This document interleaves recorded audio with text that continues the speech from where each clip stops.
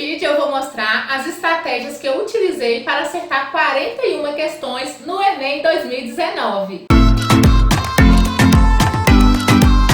Olá pessoal, tudo bem com vocês? Eu sou a Thay e eu falo de assuntos acadêmicos de modo geral. Algumas estratégias que eu utilizei me ajudaram a ter bons resultados na prova de humanas no Enem 2019. Eu vou mostrar agora para vocês.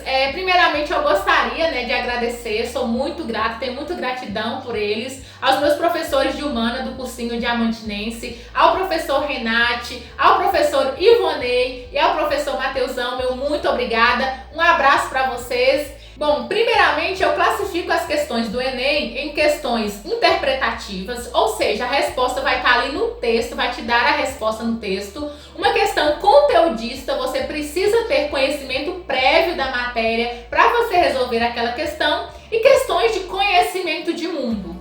Então, basicamente funciona dessa forma.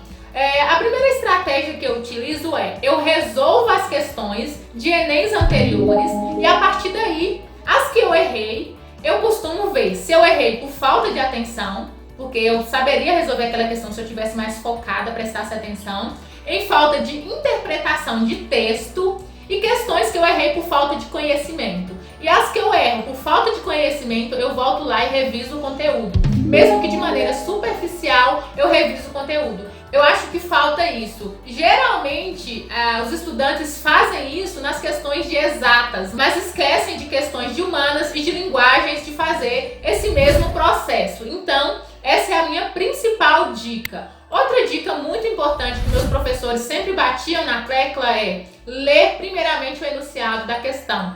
Muitas vezes, se for uma pergunta direta, o texto vai estar ali só para encher linguiça. Então, você já vai direto nas respostas e já responde, e aí você vai perder menos tempo. Já, se for uma questão que você precisa do texto para te auxiliar a responder, você já vai estar lendo o texto com um direcionamento do que a pergunta é para você responder. Outra dica é para você ler sempre o rodapé. Às vezes você lê o texto e fica um pouco confuso de que assunto se trata de escravidão, se trata de bioma, se trata de clima, se trata de qual pensador da sociologia ou da filosofia. Então, você deve ler o rodapé, que ali pode te dar uma diquinha acerca do que se trata aquele conteúdo falado no texto. Outra dica com relação à filosofia e sociologia. Mesmo que você não lembre de cor todos os pensadores, é importante você passar por eles e os principais, aqueles que mais caem no Enem, que ele defende, qual corrente que ele segue, como é que funciona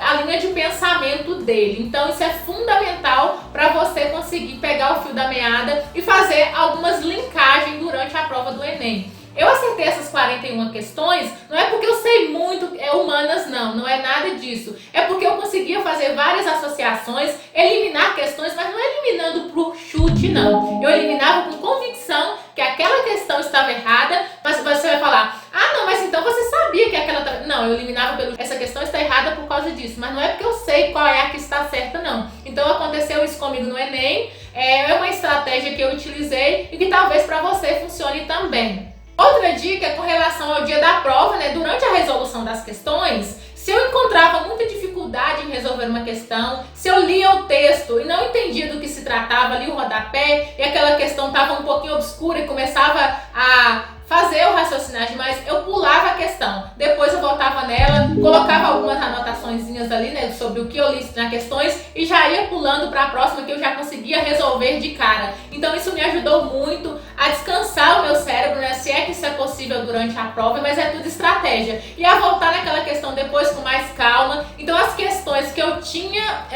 mais facilidade eu resolvi primeiramente e depois eu voltei nas questões. Quando você fizer isso, faça um treinamento. Então, o ideal é que você resolva as provas anteriores do Enem, mas não resolva provas muito antigas, não. Pode começar a partir de 2014, 2015 e faça esse treinamento para que no dia você não se perca e não pule questões e deixe para trás e só descubra na hora que estiver passando o gabarito. Então é muito importante você fazer esse treinamento para que você não se perca e cometa alguns deslizes durante a prova.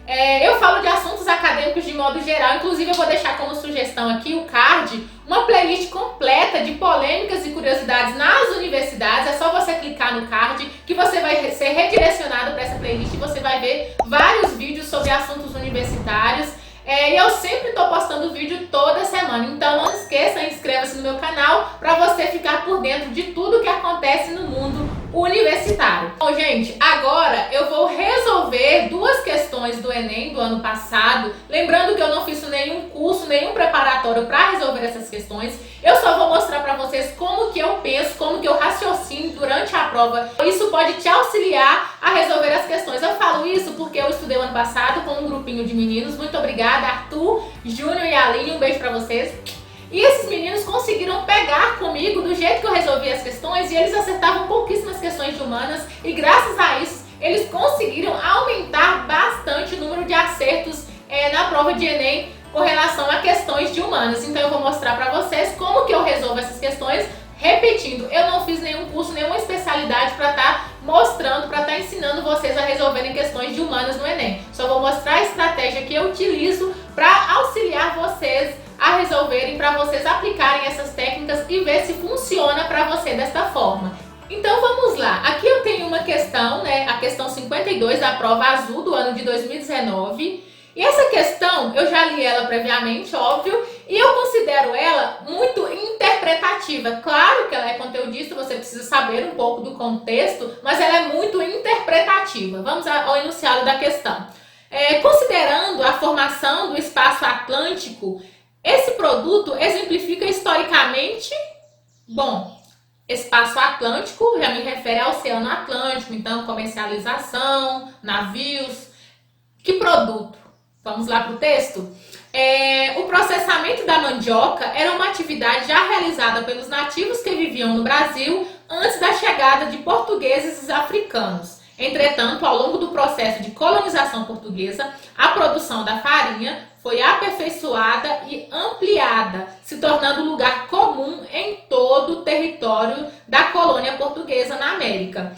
Com a consolidação do comércio atlântico, em suas diferentes conexões, a farinha atravessou os mares e chegou aos mercados africanos, gente. Então, essa questão aqui, consolidação do comércio africano. Então, é uma questão que está falando de comércio, transação econômica. Aqui no rodapé temos a escravidão, farinha e o tráfico atlântico. Reforçando aqui de novo, tráfico atlântico. Vamos lá. Considerando a formação do espaço atlântico, considerando essa formação dessa transação comercial atlântica, esse produto, a mandioca, exemplifica historicamente Então, o que a mandioca exemplifica historicamente? Difusão de hábitos alimentares, uma questão muito quente, essa alternativa aqui. Disseminação de rituais festivos, não está falando de nenhum ritual festivo. Ampliação dos saberes autóctones, talvez alguém fique com dúvida nessa questão. Apropriação de costumes guerreiros, não falou nada de guerreiros. Diversificação de oferendas religiosas, tampouco de oferendas religiosas. Então, por que não é ampliação dos saberes autóctones? Porque não houve uma ampliação do saber ali do indígena. Autóctone quer dizer local ali do indígena. Então não houve essa ampliação do saber indígena. Houve somente a difusão do hábito alimentar. Eles se apropriaram do hábito alimentar da mandioca, que é um vegetal nativo, e simplesmente disseminou isso, tornou isso comum no mundo inteiro. Então a resposta correta seria a difusão de hábitos alimentares, a letra A. Dessa forma, basicamente, eu resolvo essa questão. E foi dessa forma que eu resolvi no Enem. Vamos agora para a questão 81, também do caderno azul do Enem 2019. Bom, aqui, a matéria, então vamos ter que ler, aqui em cima. O jornalista informa uma mudança na dinâmica do tráfico atlântico que está relacionada à seguinte atividade. Mais uma vez, tráfico atlântico, remete ao Oceano Atlântico, houve o tráfico ali do navio negreiro. Então, vamos lá na matéria. A partir da segunda metade do século XVIII, então a gente tem que saber o que está acontecendo na segunda metade do século XVIII. O número de escravos recém-chegados cresce no Rio e se estabiliza na Bahia. Nenhum lugar servia tão bem a recepção de escravos quanto o Rio de Janeiro. Bom, gente, para resolver essa questão, eu considero que você tem que saber basicamente os ciclos econômicos e a ordem cronológica dos ciclos econômicos que aconteceu no Brasil desde o processo de colonização. Então vamos lá, aqui o tamanho real da escravidão no Brasil, o rodapé não nos fornece nenhuma informação adicional. Então vamos lá. Então, houve então essa mudança trágica, né? Uma mudança dinâmica do tráfico atlântico que foi relacionada a qual a seguinte atividade. Então, se estabilizou a quantidade de escravos que chegava sempre a mesma quantidade, digamos assim, na Bahia, e aumentou a quantidade cada vez mais no Rio de Janeiro. O que estava acontecendo ali no início do século XVIII, né? No final do século XVII e no século XVIII, houve a descoberta dos minerais preciosos. Então, basicamente é isso. Mas então vamos lá para as questões. Coleta de drogas no sertão, essa questão já pode ser eliminada de cara, porque se não é na Bahia, mudou, foi pro Rio, então o Rio é sudeste. Morre a questão aí. Extração de metais preciosos. É a resposta quente. Adoção da pecuária extensiva? Não, a gente não pensa em pecuária extensiva, a gente começa a pensar em pecuária lá na questão dos tropeiros e tal, etc. Mas então, a questão da pecuária extensiva não. Retirada da madeira no litoral? Gente, a madeira ela foi mais fortemente comercializada ali no início da colonização, de 1500 até 1530. Depois, claro que houve sim a exportação da madeira, a extração, etc. Porém, foi de uma forma menor. Ela foi mais significativa no início da colonização e da descoberta do Brasil em si. Vamos para a próxima, então. Extração da lavoura do tabaco. Bom, eu eliminaria essa questão porque só por causa que o tabaco foi lá na Bahia. Então, a gente tem que lembrar que a extração dos metais preciosos, ela aconteceu, né, no final do século XVII e no século XVIII. Os navios negreiros desciam mais ali no rio, porque o rio é a região litoral e aí eles iam adentrar, né, o interior do território brasileiro até chegar nas Minas Gerais, ali na região da Vila Rica e no Arraial do Tijuco, onde acontecia a extração dos metais preciosos. É dessa forma que eu resolvo as questões do Enem e foi dessa forma que eu consegui acertar 41 questões. Bom, a minha nota, né, vocês devem estar perguntando quanto que eu tirei. Eu tirei 747 no Enem, porque o que aconteceu? Eu fui afetada pelo TRI, que é a Teoria de Resposta ao Item. Quem não sabe, o TRI funciona da seguinte maneira. Se você acerta uma questão considerada difícil pelo Enem e erra uma questão considerada fácil, o que o Enem deduz? Que você chutou. Como que você acerta uma questão difícil e erra uma questão fácil? Primeiro você tem que acertar todas as fáceis, depois você acerta as médias, podendo errar ou acertar as questões difíceis. Espero ter ajudado. Você pode aplicar todas essas técnicas que eu utilizei e depois deixa aqui nos comentários se funcionou para você, se você conseguiu acertar um maior número de questões.